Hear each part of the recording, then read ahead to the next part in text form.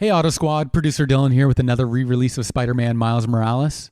Back on July 28th, 2021, we released episode 5, Frienemies. In these missions, we go into detective mode. We learn more about Finn's past, and someone finally reveals their true intentions. So enjoy listening to this episode of AutoSave.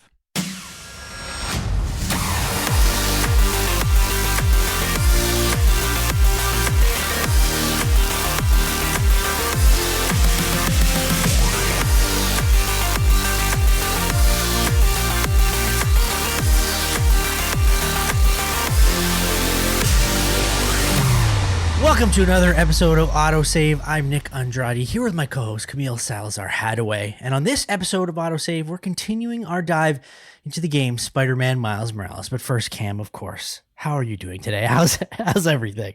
I'm good. You know, we were doing some vocal warm-ups. Unique New York. That one's always hard. It is. I could probably just do it twice and then that's it. I'm probably the worst at tongue twisters, by the way. Oh, really? And I have Invisalign, so when I talk, it's already trouble. So I got to take my Invisaligns out when we record so that I can properly talk to the masses. Well, what it was, your Invisaligns were so invisible, you actually thought you took them out, but you didn't. They're still there. That's why, yeah. It's like the glasses on top of my head, you know. I know. Where's my glasses? I've pulled out one too many times. Last time on the show, by the way, we looked at the pure of heart hero. Miles, you know, he is so full of just amazing emotions and his heart is so pure, just like Peter Parker.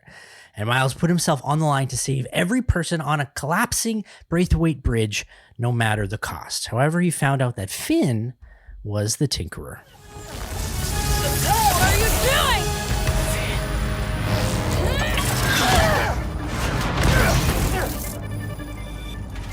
Yeah, it's just a sad day. You saw the Miles, he was heartbroken.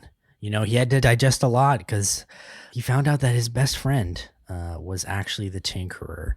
And today, we take a look at missions 9 and 10 so that we can find out a little bit more about Finn and her motives. So our theme today is actually Frienemies. They're friends, but enemies. Yes.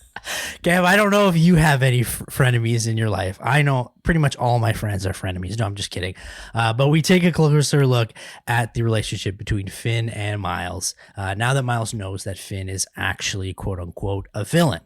So my question to you is, how does one deal with that, having a frenemy? I feel like, firstly, frenemies are a thing superheroes always have to have, like, especially Marvel heroes. There's always, like, you think of Wolverine and Sabretooth, or Wolverine and Cyclops, Professor X and Magneto. There's always those friends, but they see different sides of the coin and they become enemies, putting the hero in a really tough situation because then they have to balance, you know, the friendship with their alter ego. And it's not just trying to navigate around a schedule of like your friend's birthday. It's actually trying to navigate around, not killing your friend because you still care about them. And then dealing with, trying to find the good in your friend and motives for what they're doing or why they're doing what they're doing. Can there actually be frenemies? Like, I know we talk about this a lot in comic books and they're always on different sides, but you know, what about the 21st century mantra of like no negative people in your life? You know what I mean? Like, these are people that are friends with each other, but most of the time one of them is evil and one of them is good. At some point you have to like cross the line, like don't cross the line. Well, I feel like a part of the frenemy arc is usually leading to no negative people in your life. Usually they split up. They don't really find a common ground in the end, except if it's like special scenarios like Professor X and Magneto. They're still going through that whole struggle every single day. But I feel like usually you think of Peter and Hobgoblin, like Harry was not talking to Peter anymore. Peter was not really talking to Harry anymore. That friendship was donezo. And I question if that's going to be the case for Miles and Finn. Well, I mean, especially when you can't see eye to eye. And there's always the pure of heart hero, but then the villain is usually just an asshole, just in general. And if you can't see eye to eye, then there's no point. But if they're frenemies, are they still assholes? Because then you're an asshole by association as the hero. Because you were friends with that person. It's very complicated. This whole frenemy thing is weird because it's like, let's say Professor X and Magneto. It's like Magneto just killed 1,000 people, shooting metal balls into them or something. And then Professor X is like, you can't do that, man. Like, that's not cool. You're going to jail. But like, that's it. And there's like no repercussions. Yeah. And it's like they're constantly always trying to like either the bad friend is trying to kill their friend. And then the other friend is just always trying to like make sure that they see the good in things, but they'll never agree, right? No, they'll never agree. I feel like the whole idea of frenemies in superhero stories was just created to kind of ground the hero, to make things a little bit more complicated and intriguing, their stories more intriguing. Because usually you have like those villains, they're just evil, right?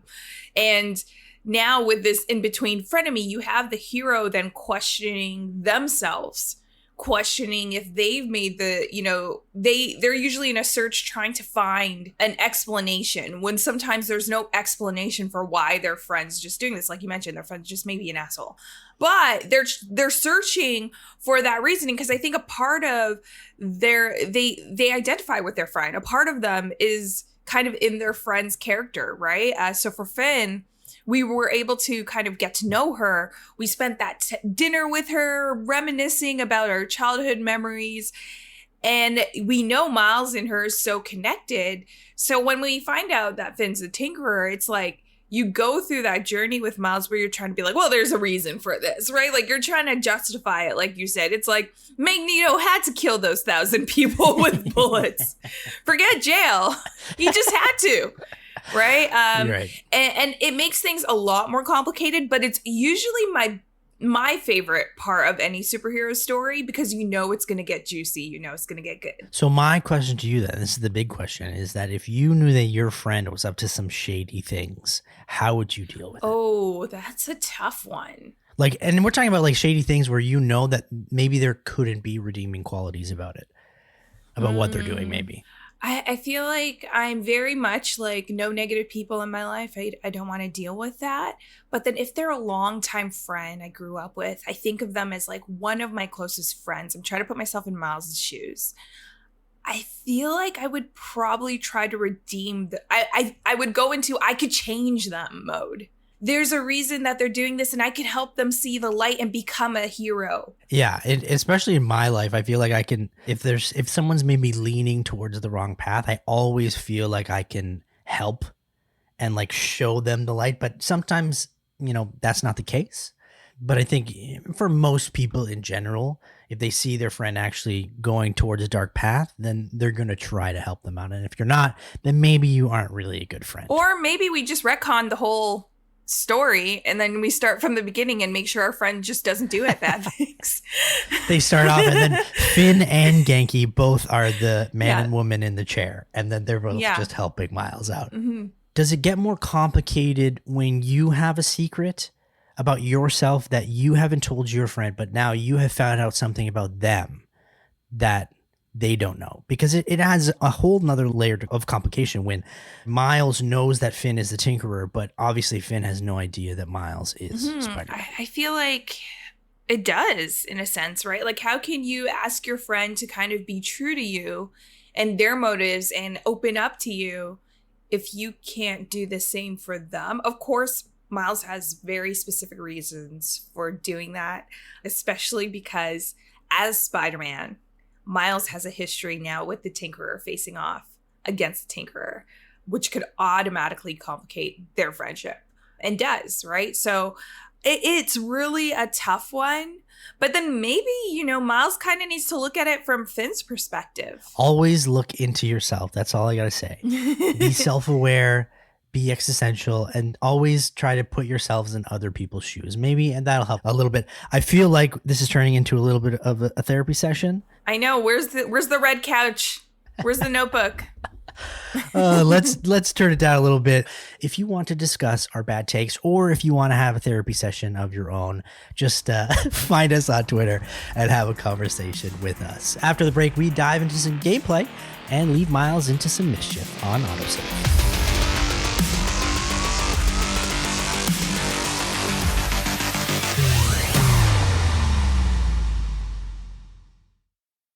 Welcome back to AutoSave, and let's dive into Mission 9, titled Someone Left the Lights On. Okay, boss. What's the plan? Finn's family has a repair shop in Midtown. She used to do all of her work with. But lucky, she still does. Wouldn't it be easier to just call her and talk? I don't think so, man. Seeing her on the bridge, I don't know that person. I need to figure out why she's doing all this. All right, man. Do what you feel is right. Keep me posted. Now that Miles knows that Finn is the Tinker, obviously he wants to find out some more about what she's up to and is going to do some sleuthing. By the way, sleuthing is the word of the day that I'm going to say a lot through this podcast because I just find it such a fun word. Do people use that word sleuthing anymore? No, it's probably like a 1930s term. Yeah, I feel like you have like a huge magnifying glass and you're just sleuthing around all Scooby-Doo-like. I actually talk in like a 1950s accent where it's like, no sleuthing here. This is what we do over here while we sleuth around and we find some evidence. That was pretty good. Thank you. I'm pretty good with accents, so thank you. I appreciate that. But during this that we hear, Genki is basically the voice of reason. And he's just saying like, maybe it's not a good idea to sneak around and maybe you should just talk to her. Just a thought. I think that's probably the right thing to do, right? I know. Genki, again, aside from Finn being the Tinker, I just want to say Finn's family had a shop in Midtown and Finn hasn't seen Miles in years. Are you kidding me? Like, Genki all the way, and then Genki just swooping in with the excellent advice. I'm just saying, maybe the Tinker is something that Miles shouldn't be too surprised about with Finn at this point, because obviously she hasn't been a good friend over the years. But yeah, Genki has really good advice here. I feel like that's usually, we talked about the role of the person in the chair, and I feel like that's always a part of that person's characteristic. They're usually that voice of reason, right? They're the person that's probably going to give the advice that the readers or the gamers in this sense would want to give the hero. And I feel like he's right on the money with this one because, like we said at the top, you can't really ask a friend to be honest with you when you're hiding something from them. I'm confused. You mentioned they have the she has her old family, shop or whatever it is. Like where's her family? Two, like you said, like Miles, like you obviously know she's clearly going through something. If her family shop is closed, you haven't heard from her brother. Come on, man. And instead you're deciding to go sleuthing. I feel like that also shows kind of the inexperience of Miles as a hero, right? Connecting that dots and as just a human, right? He's still a kid. He's still trying to figure out things as he goes. So I do think sometimes Miles looks at situations very one-sided. Although he has the right intentions all the time, he does only think of it from his perspective. And maybe you should put more thought into it. But then again, Peter also does the same. Like, how long has Peter been Spider-Man? And Peter still sometimes has to figure out who the villain is when they're the best bud right next to him. I think you hit the nail on the head in terms of like Miles thinking it from one side. He is a 16-year-old. And I'm sure a lot of 16-year-olds think from only one side of the situation. And we're talking through it as, I'm 31, which I don't know if I feel uncomfortable saying my age, but so I have time to kind of digest this stuff. But when you're 16, you're thinking you might be doing the right thing, but maybe you're not doing the right thing. Also, that I want to mention too with Peter. So he calls Miles. This has something to do with Miles being a teen, but he calls Miles and says, I heard there was a report that something happened and there was a giant bridge explosion. Should I come home? And Miles is like, nah, I got this. Peter, who has been Spider-Man since he was 14 or 16 or whatever, he probably has been through all of this, takes Miles' word for it and was like, yeah, all right, cool. Let me know if you need anything and I'll be home if I can. Like, what? Peter, come on, man. Again, Peter trying to sabotage Miles or really just throw Miles into, the grunt of things as being a spider person. There's so many situations where Peter would have known something is happening in New York, right? He has phone alerts, let's face it. Peter's on Twitter. Peter has alerts for New York. He knows when they're talking about New Form. He would have known about the bridge explosion, but he's also on vacation. a well-earned vacation. So maybe, he's just being a little selfish. Plus, I feel like as Miles as well, sometimes it's really hard to ask for help when you feel like you have to take on that responsibility. So I do understand why Miles wouldn't be so transparent. Like, no, I got this under control. It's fine. Just because he truly does feel like he has this under control and he doesn't want to really mess up his new friend's vacation. But again, Peter, man, should not be trusting him based on his word. But I think, like you said, he probably sees everything, but maybe not, because Mary Jane is probably saying, Peter, you can't look at your phone while we're on vacation. Put down your phone. One rule. Yeah, put down your phone. You can be Spider-Man all the time, but this vacation is just the two of us. So probably that's why. Maybe that's why. So this is all really Mary Jane's fault. Yes. No, I still think it's Peter's fault, and I still think he's being selfish, but he's not admitting it, but that's okay. We'll get to that in another story. So Miles then goes to Finn's family's boarded up shop and sneaks through the window, and we find out that Rick was the project lead on Newform, and that on his desk is a list of his teammates, and they were all on sick leave. So they were all getting sick from the Newform. That's probably not good. And as you explore more around Finn's old shop, you find out there was a fake badge that she was getting into Roxxon with, and you also find a needle for treating bone marrow decay. I saw that. I'm like, uh-oh, someone's dying and we don't know about it. And then, after all this sleuthing, you find... Don't remember there being bricks here. Okay, this is a secret room. This part made me laugh while I played it, because again, you have a secret hideout that you put together with bricks that are loose, and you can see the light coming out of it. That's purple light. The Tinkerer is purple, the underground is purple, and your lair has purple lights. It's like, how can you be so incriminating? Just change the damn lights, because already the police can connect the dots in 2.5 seconds. Well, and also just lock the windows. If you lock the windows... Yeah. You know there's a Spider-Man in the city. Exactly. Now, too, you're telling me, no, let's leave the windows open to our secret lair and let's not get the cement to actually properly brick this wall up. It's okay, Finn. I love this purple light. It goes with everything. It's like my Twitch streaming room. I'm going to keep that light in there. Like, come on. If you think about it, when Finn is communicating to the other people in the underground, maybe she wants a cool setup, okay? She wants them to feel like it's entertainment, like a Twitch stream. So that's why she has the lights going. Change the color. It's like the Wet Bandits from Home Alone, where they flood all the basements so that they can all connect the dots. Like, come on. Yeah, it's signature. This is Crime 101. But I feel like a lot of villains, they have their signature, right? So although Finn is, we want to think the best of Finn, and, she's doing this for certain reasons, she kind of has the makings of a supervillain with that signature purple lighting. There was a great line that Miles says while he's in the secret hideout. He sees Finn's mask and says, funny how we both started wearing masks. So again, there's a common connection between the two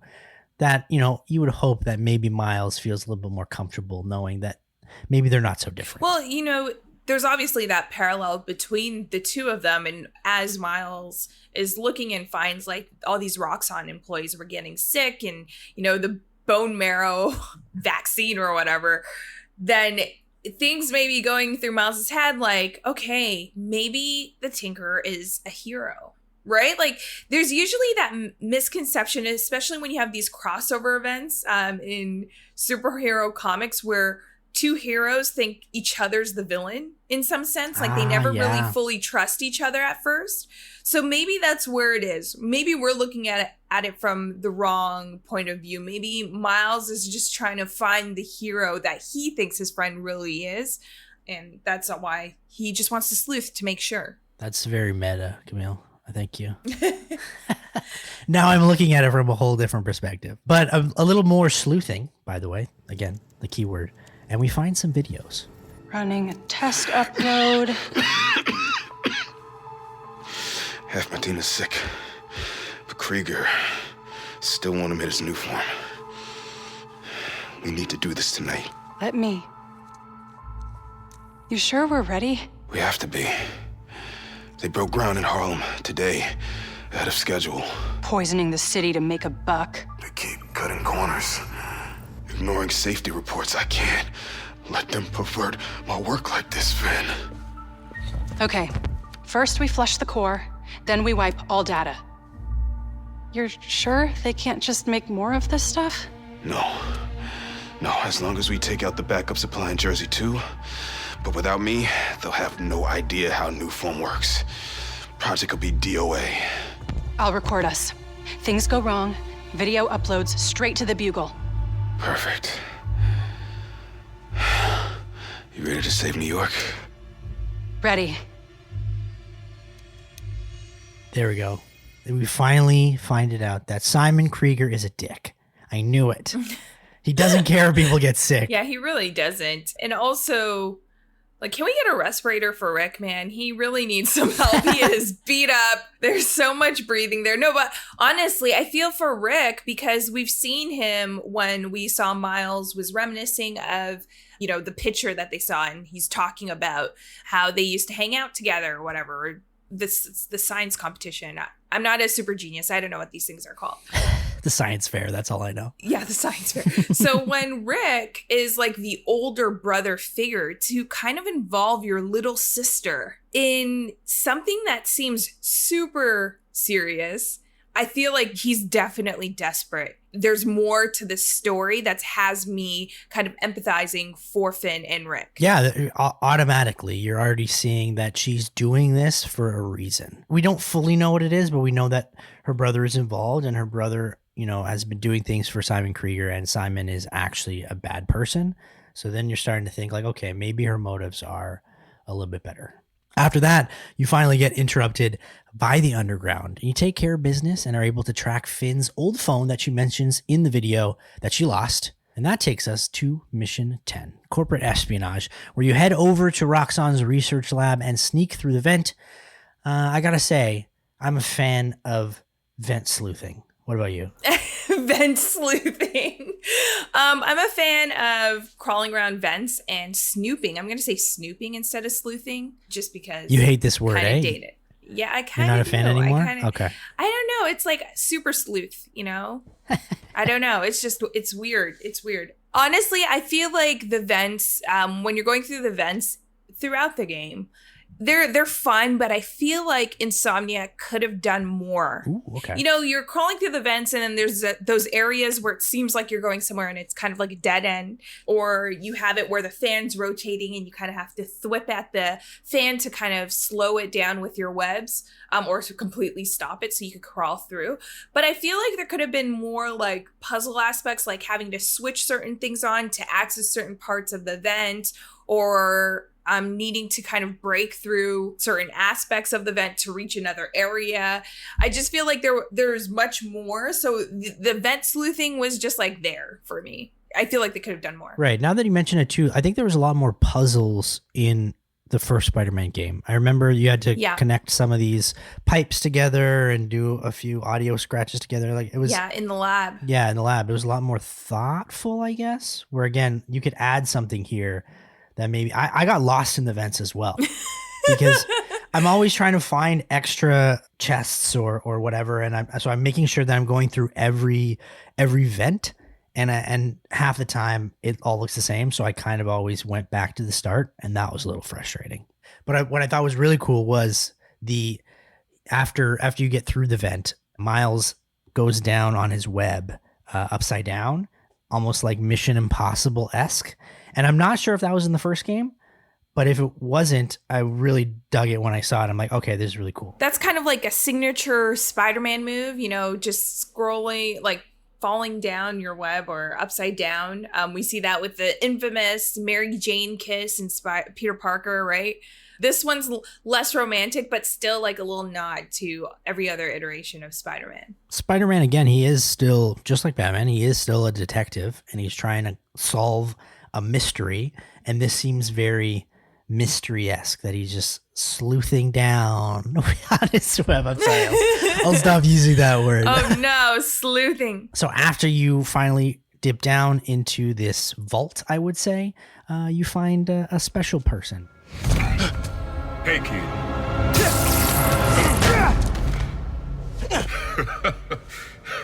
What's so funny? Damn, Miles. What a skinny-ass kid.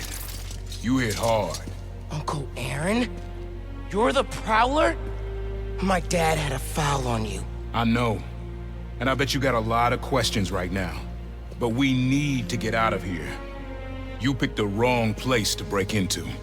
I'm not leaving till I find what I came for. Listen, I did some work for Roxxon a while back. You don't want to mess with these guys. If we get caught in here... Then help me. Stubborn as your father. All right, but we do this my way. I know a place I can access a security terminal. Let you know what's coming. There we go. Just as we thought. Just from the comics, just like in Into the Spider-Verse, Aaron is the Prowler. I still Unc Aaron.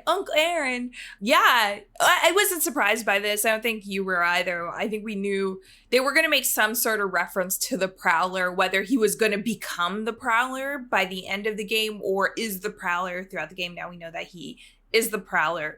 And even in his hesitation, it kind of has me look at Unc Aaron a different way, just because when he's like, I did some work for Roxxon. We know Roxxon's kind of like the bad guys now. And if the Prowler or our Uncle Aaron did work for them, you kind of have to start questioning if the Prowler is as bad as Miles' dad thought he was. I feel really bad for Miles right now. I honestly think Miles is trusting his word completely. And again, because he's almost like a father figure, he's taking his word for it. Like, Uncle Aaron is there to help him out, and that's why he came to his rescue almost. And he's telling him like, maybe you should leave. And then Miles says, no, I think we should do this. And he does stick by him, so that's reassuring to Miles. That's true. That's true. I love how this game is revealing things very quickly. It's a very concise game. Like, we just learned that Phin is the Tinkerer, and now right away we find out that Uncle Aaron is the Prowler. It's moving in a way that sometimes maybe you don't need 60 plus hours in a game to find, so much in a story. And I'm kind of digging the way that they're doing this. Yeah, I agree. Like, I feel like usually you'll get that huge reveal, that build up to, kind of like what we got with Phin. We got that introduction to the character. We got a sentimental moment. And what the game did really well, they didn't drag that on where you had multiple sentimental moments. They kind of built that up in the dialogue. So you really felt for this friendship. And then the reveal as a Tinkerer. With Uncle Aaron, we got that in even smaller scale where we just met him quickly by doing a side mission and then reconnecting with this uncle. And now he's the Prowler. Things that we wouldn't expect them, especially for the reveal of the Prowler because of how big that character is in Miles Morales' story. You would expect them to build that up. But I do like how it's just something that just kind of happens. What I don't like, though, is that Uncle Aaron thought to do this reveal in the most unsafe environment. Yeah. It's just weird. If he knew that he was going to, if he knew he could find Miles there, he knew Miles was going there. You couldn't kind of intercept on the way.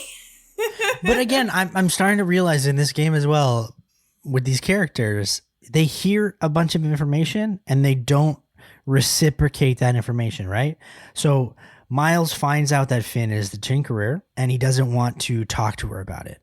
Uncle Aaron finds out that Miles is Spider-Man, and in a perfect situation when they're having such a deep conversation, he doesn't reveal that until he feels like he has to. So it's like everyone is hiding certain things from everybody, which, I don't know. I'm not a gossip that much, but if I'm, speaking heart to heart with my friend, I'm probably going to reveal by accident that I'm Spider-Man. I think we've already established on this podcast we'd probably be really bad keepers of the, other identity if we were superheroes or if our friends were superheroes. Uncle Aaron agrees to help Miles, and he gives us some remote mines, and you immediately get to use them as your next mission. You have to fight some more Roxxon guard, and you drop these mines using your spider vision. I guess it's in his suit, right? It's not. No, it's not his power. It's in his suit. It's in his suit. Yeah. So you can search around, and there's a little arrow and little highlighted area where you can use a remote mine. You press R1 to throw the mine. It attracts the guards, and then once they get in close enough range, you electrocute them. Which is really cool because the mines kind of trigger this thing where when you throw it as well, the enemies are kind of like caught. They don't know what it is, so they go to kind of investigate. Yeah, they're like, what is that? Over here, you know, and then they kind of walk towards where the mine is, where you planted it, and then you just zap them, which I had a lot of fun with. I don't know if it's like, you know, it's kind of like watching a fly zapper in the summer. And you're just like, what are these flies doing? Like, why are they just going in there? Like, that's not right.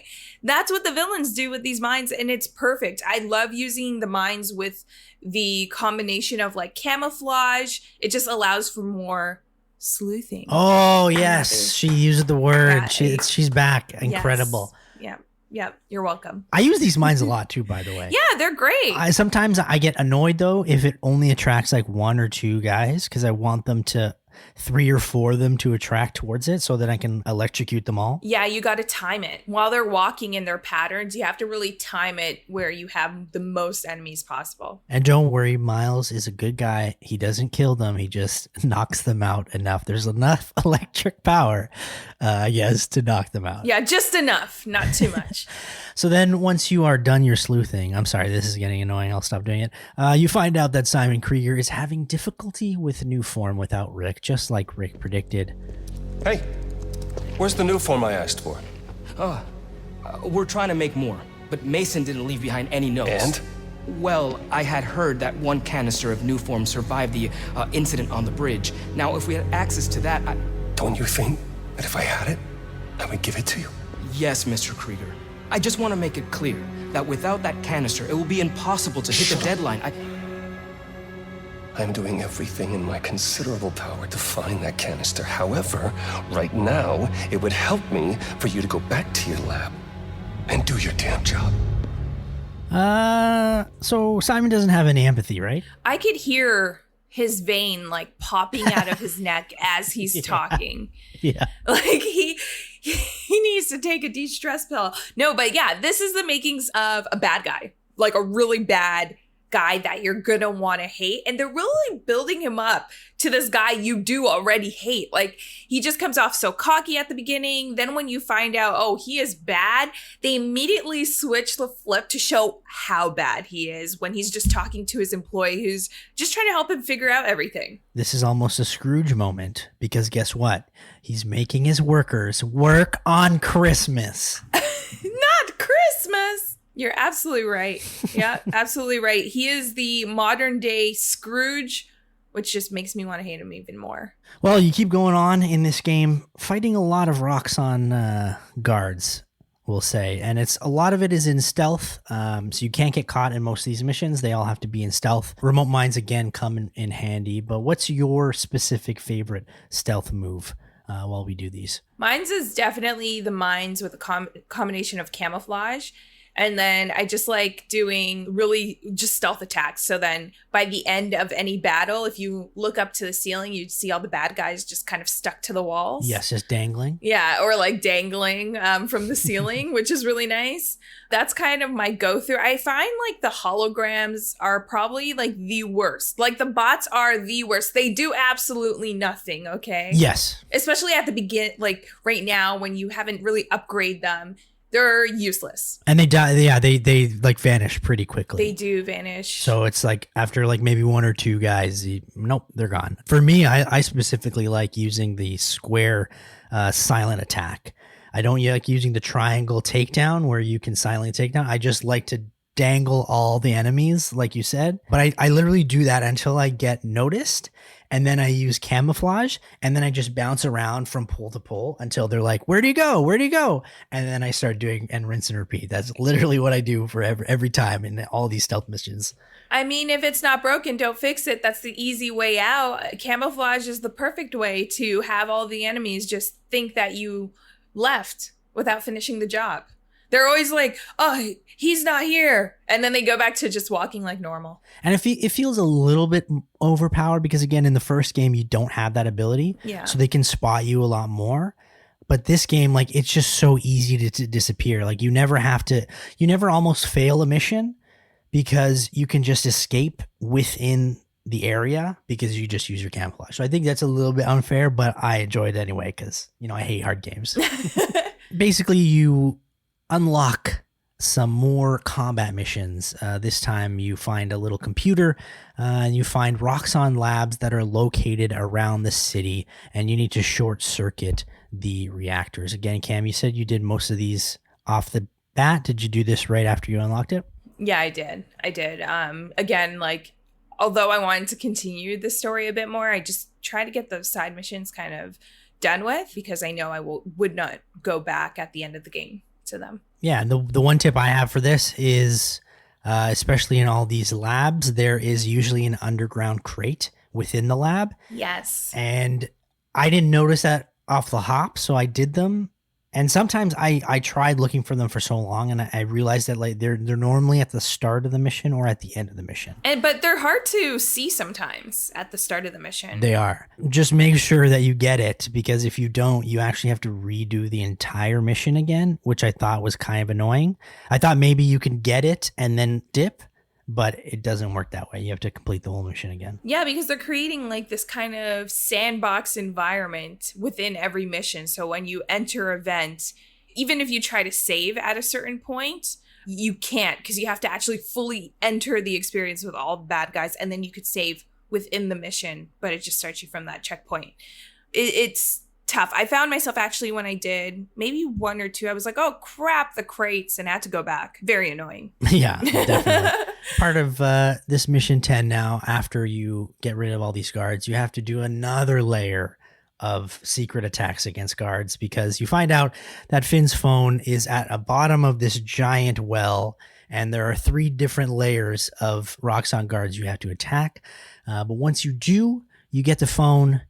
And once you get the phone working with your electric power... Nice. Okay. Camera, video. Here it is. Okay. Core dump's a 2-person job. You start to override here. I confirm it there. Step 1 in wiping new form from existence. Any regret? Destroying the thing you made? You've seen me lately, right? Let's make the world safer.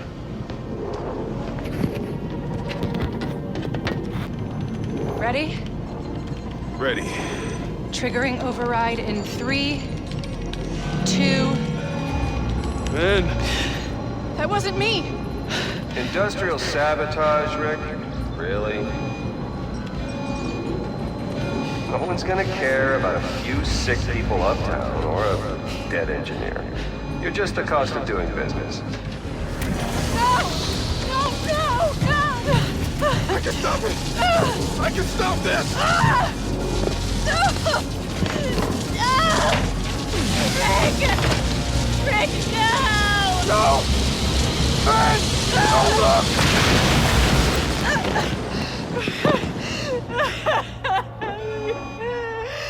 Someone else is in there. Find out. Just doing business, eh, Simon? That's right there. Seeing your brother get zapped into the ether is not a good way to see your brother die. Yeah, it's kind of like, it took me to like the Thanos snap when Spider-Man kind of disappears in Tony's arms. Oh gosh, I was tearing up. Yo, this is not the way you want to go if you have to go. But side note, no one saw Finn's phone down there. Like, has no one been in the new form reactor since this happened? Like, I want to know the timeline. How many days has passed since Rick kind of got the new form snap? This whole complex is pretty clean. Like, there's no trash. No one's phone is lying anywhere throughout this whole complex. And no one notices the phone. Just putting it out there. I think that's weird. Simon says there's someone else in there.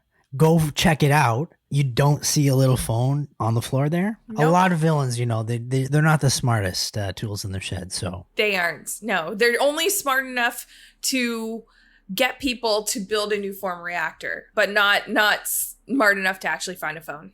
Definitely. So after seeing the video, Miles decides to destroy the reactor himself, just like they wanted to do in the video. He uses all his energy and his bioelectric power to absorb it, which is really cool. But he also looks like he's not feeling too well after that, but he kind of explodes the energy out, and then he feels much better. But we also have to fight a lot more Roxxon guards. This time they have shields, by the way, which again, Venom Power takes care of it altogether. The shields do nothing, which I thought maybe the shields would do something against Venom Power, but you can just punch them with Venom Power and they're basically gone. So yes, but you do have to charge up the Venom Power. So like in between charges, you're kind of like building up your Venom Punch again. And one thing you do have to learn, which took me a very long time with these enemies with shields, is to pull their shield away from them. Especially when you have so many different enemies and they're coming at you at once. I found that was a little bit difficult for me. Yeah, for me too. I normally have a tough time remembering all the combo sets. So I end up just trying to melee everyone to death. So you're just going in circles, not doing damage, and then Venom Punch. No, what I like dodge, Venom Punch, dodge, Venom Punch. Clearly, I'm not the best thinker, but these guys all have weapons. One is a melee, one is ranged, one has shields. You're always constantly having to think about how you're attacking these enemies because it's not just so easy as meleeing everyone, or else, you'll lose health and die. Not die, knock out, I don't know. What game over. You just pass out and then respawn. Once that's done, you escape and you meet your Unc Aaron on the subway.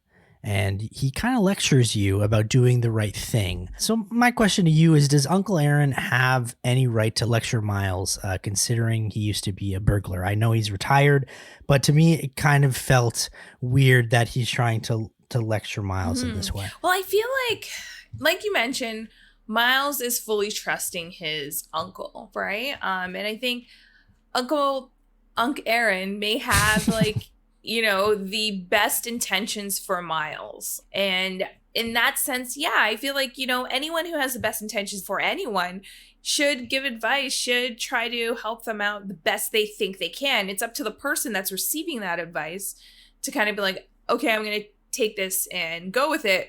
Or I'm going to take this and kind of sit on it for a while and do my own thing, which maybe that's the best option. But I feel like Miles also doesn't fully know who the Prowler is, like the extent of the Prowler's crimes.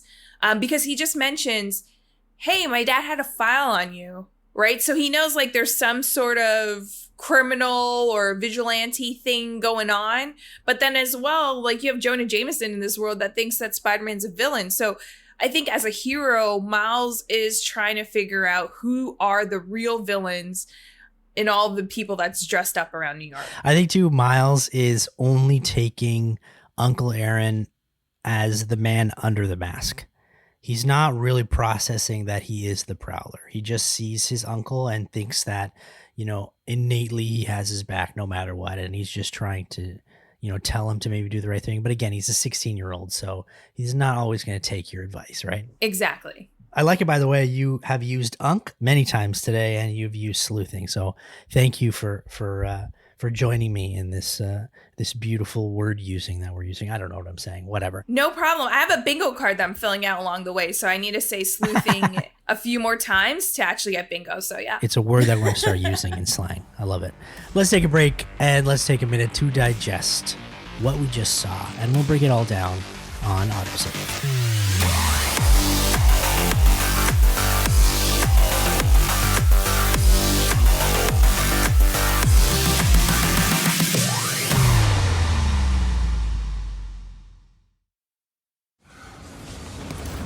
You need to lay low.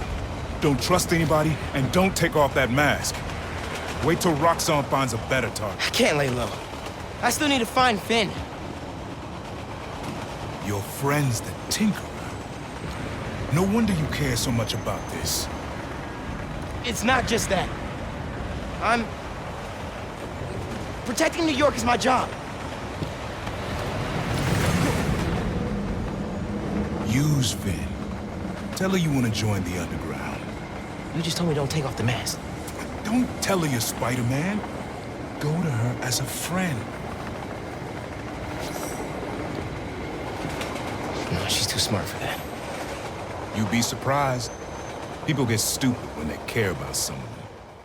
This is the second part of his lecture to Miles, and I wanted to highlight it because I thought the advice that he was giving was manipulative, was I think telling him the wrong thing. I don't know how you felt, but it just seemed like you're trying to get Miles to manipulate Finn, and why? Yeah, it seems like Uncle Aaron has like some ulterior motives going on, like just with how he's kind of going about giving this advice to Miles. You could tell off the top, like he's like, oh, that's why you care about this so much, right? And Miles kind of says, no, I care because I'm supposed to protect everyone. You know, I'm Spider-Man, and that's what he's supposed to do. So immediately, I think Uncle Aaron doesn't understand what it is to be a hero. So when I'm thinking of who the Prowler is in this game, that already gives me a sense of who the Prowler is. So the Prowler, although may have retired, may still have those same values. Then, you know, he goes into going to Finn as a friend, which I feel like that's really great advice. Like, go to your friend and be your friend's friend, you know, like go to Finn and be like, hey, I'm here to help you. You're going through stuff. Let me help you. But then to kind of say, just kind of don't tell her you're Spider-Man, you know, just hide the secrets too. It's like two ways of going through this kind of advice that I feel like it just puts me off on Uncle Aaron. The way he said it too, and the inflection in his voice, tell Finn, you know, try to use her, it just sounded, I didn't like the way he said it. He's very specific as well. Right? Try to use her, tell her. Yeah, I feel like you want to add to those like step-by-steps. Like tell Finn that you're going to help her and then use her to find out maybe some sort of information, right? Like it's there mystery. There's a mystery there. We need to do some sleuthing. We do because it's mostly like he's trying to get Miles to use Finn, but it sounds like he's also trying to use Miles. So I really want to see where this goes, but I don't trust Unc Aaron, that's for sure. Yeah. You know, after we find out Finn's motives with Roxxon, do you still think that she is a villain? I feel like I don't look at her as a villain per se. I do think of her as a friend who took the wrong path. Like we all have those friends that we grew up with, and some of them might have gotten into more trouble than your other group of friends, right? And maybe that's because they just weren't paying attention at school, or they didn't take school seriously, and they got hung up on like just socializing and like, you know, maybe trying to figure out their career still, you know? But they're figuring out things, and I feel like Finn's kind of in that category. So I understand why Miles will want to try to continue helping her. Like I feel like if your friend was a real villain and you saw them kill someone and they had no remorse, you're more likely to be like, no, justice needs to be served. This is bad. But because her story is so complicated, I'm empathizing with her more. So as we look back on Frienemies and this whole theme that we have in this episode, they're clearly on different sides still, but I get the impression that Miles now understands where she's coming from, obviously. So are they really still under the frenemies category at this point, now that Miles has a little bit more information? I don't know. I feel like we're going to have to see. I feel like as Spider-Man, I think as long as his identity is fully hidden, then yes, they're considered frenemies. Just because then as Miles wants to be a friend, he can't fully support his friend in everything that she may want to do because he has this secret that completely opposes her alter ego, right? They're definitely on two different sides. And in that respect, as Spider-Man, they are frenemies. As Miles, they're not. So do you classify Uncle Aaron as a frenemy, even though he's related, but, you know, clearly they are friends? Yeah, I was like a femini? Femini. Yeah. I don't know. Like, we don't know what the Prowler's up to, but I'm hesitant. Yeah, especially what we know of the character and what we know of the Prowler from previous iterations of the Prowler. Yes. We can only assume that his motives are most likely very selfish. Yeah, and that's the thing. I feel like that's why I'm kind of really suspicious of Uncle Aaron, because of past iterations of him. But, you know, Insomniac, we saw the last Spider-Man game. Insomniac always throws us in for a loop, so you never know. So looking back at those two missions, Cam, how did you find these two missions? Was it easy, hard? Again, for me, it just seemed pretty straightforward. Just a lot of fighting, a lot. I found that, honestly, the venting, it was just kind of, I mentioned it there. You hated it, eh? it's not that I hated it. I just wish they just did something more. I feel like because we have a Spider-Man, I know vents are going to be there. How are you going to make that interesting, right? There's always ventings in like those kind of stealthy missions. So that was like, okay. I feel like, yeah, it was pretty straightforward.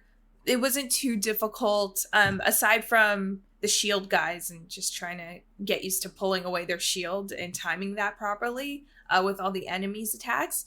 But I really did enjoy using the mine and having that available to me. And it actually made me more excited to see what else maybe we'll get from the Prowler. Like, the Prowler has really cool tech. I want to discover all of that. When you have to do 3, 4, 5 stealth missions in a row, it kind of gets a little bit repetitive. Like, okay, we fight these guys in stealth, then we find something out, and then we have to fight them in stealth again, and then we find things out, and then we have to stealth again. I think it was like maybe the 4th or 5th time when they finally, again, it was the guys with the shields where you got to melee and attack, and it was more urgent. But before that, I feel like it gets a little bit repetitive when you have to do those over and over. Yeah, especially for the new form reactor, like side missions, because all of that, the sandbox environment in those missions look exactly the same. So it did feel very repetitive. Like I said, I kind of did all those ones right when they were available. But I feel like every game usually is repetitive, and they're trying to introduce us and get us used to using our minds, our holograms, all those different mechanics we have, and then they kind of upgrade. So we kind of have to wait and see. I think we'll leave it at that for this episode. I think that was a perfect way, as usual, Camille, with the insight at the end that I don't even want to add to it at this point because it's just perfect. All right. Find us, Cam and myself, on Twitter at Nick Andrade and at This Is Camco, and drop us a line. And for what coming up next on the next episode, well, Found out about Rick. I'm so sorry. What else did you find out? I want to help you. But you gotta talk to me. it could be a turning of the tide, but you'll have to wait and see until next time on AutoSave. AutoSave is produced and hosted by Camille Salazar-Hadaway and myself, Nick Andrade. The show is also produced by Dylan Wilson. Gameplay and additional elements provided by Chris Seitzer. Executive producer, Clayton Hansler.